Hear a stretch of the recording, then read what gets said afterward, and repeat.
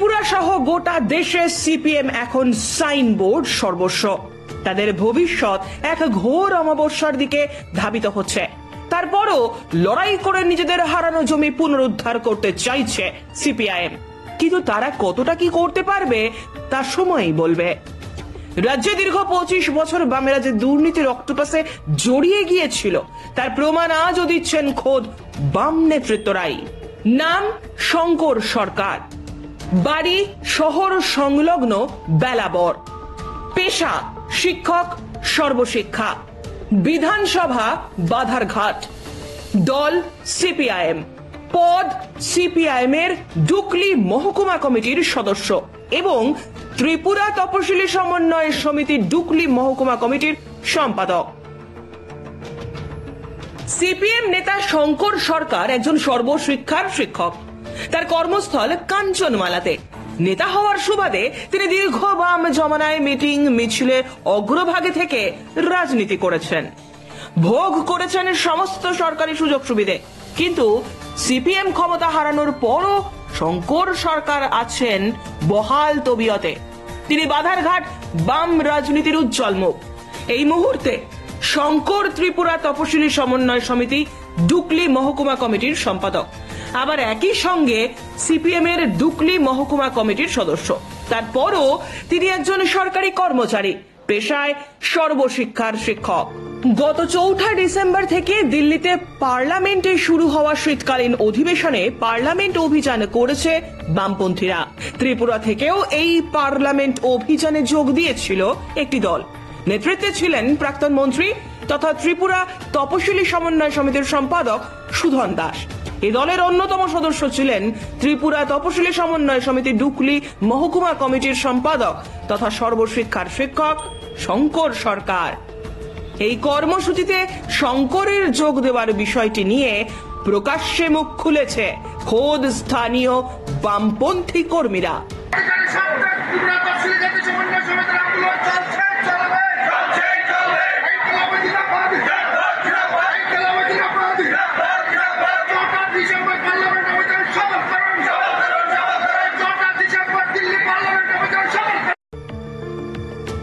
সর্বশিক্ষার শিক্ষক তথা তপশিলি সমন্বয় সমিতি ডুকলি মহকুমা কমিটির সম্পাদক শঙ্কর সরকারের বিরুদ্ধে ক্ষুব্ধ বাম কর্মী সমর্থকেরা। বাধারঘাট বিধানসভার বেলবর অঞ্চলে কান পাতলেই বাম নেতারা শঙ্কর সম্পর্কে বহু দুর্নীতির উপাখ্যান শোনা যায়। দীর্ঘ বাম জমানায় শঙ্করের দুর্নীতি নিয়ে টু শব্দ করার সাহস করেনি কেউ, কারণ শঙ্কর যে রাজ্যের প্রাক্তন সাংসদ ঝর্ণা দাস বৈদ্যের মানসপুত্র। অভিযোগ, রাজ্যসভার প্রাক্তন সাংসদ ঝর্ণা দাস বৈদ্যর নাম করে শঙ্কর নানান দুর্নীতি করেছেন। মানসপুত্রের মাথায় মা ঝর্ণার হাত থাকায় শঙ্কর ছিল ধরা ছোঁয়ার বাইরে। সিপিএম ক্ষমতায় থাকাকালীন শঙ্কর নাকি সমস্ত সরকারি সুযোগ সুবিধে একেবারে নিংড়ে নিয়েছিলেন, কর্মীদের মানুষ বলেই গণ্য করেননি। বাম কর্মীদের অভিযোগ, শঙ্কর বাম জমানায় খোকলা করে দিয়েছিলেন বেলাবর পঞ্চায়েতকে। এখন তিনি দলের কর্মীদের সঙ্গে আর যোগাযোগ রাখেন না, একেবারেই জনবিচ্ছিন্ন। কিন্তু বামেদের রাজ্য বা মহকুমা স্তরের কর্মসূচিগুলোতে যোগ দেন আড়ালে আবডালে। আসলে তাকে তাড়া করে চাকরির ভয়, এটাই বাস্তব। রাজনীতিকরা বলছেন, বাম জমানায় শঙ্কর সরকার যদি বেলাবর পঞ্চায়েতে দুর্নীতির জাল বিস্তার করেই থাকেন, তাহলে পঞ্চায়েতের বর্তমান শাসক দল বিজেপির নেতারা নিশ্চুপ কেন?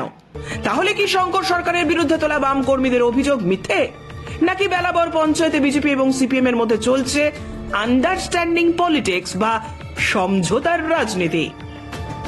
কারণ বেলাবর পঞ্চায়েতের বর্তমান শাসক দলের প্রধান কিঙ্কর মণ্ডলও ধোয়া তুলসী পাতা নন। কিঙ্কর বিজেপির পুরনো কর্মী হলেও তার বিরুদ্ধে রয়েছে দুর্নীতির লম্বা ফর্দ।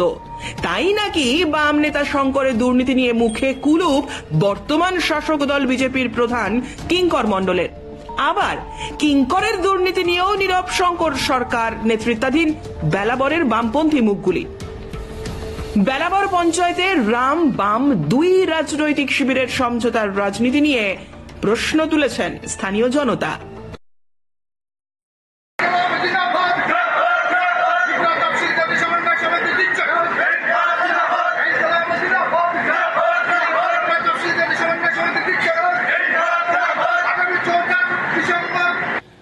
Bureau report JM24 news.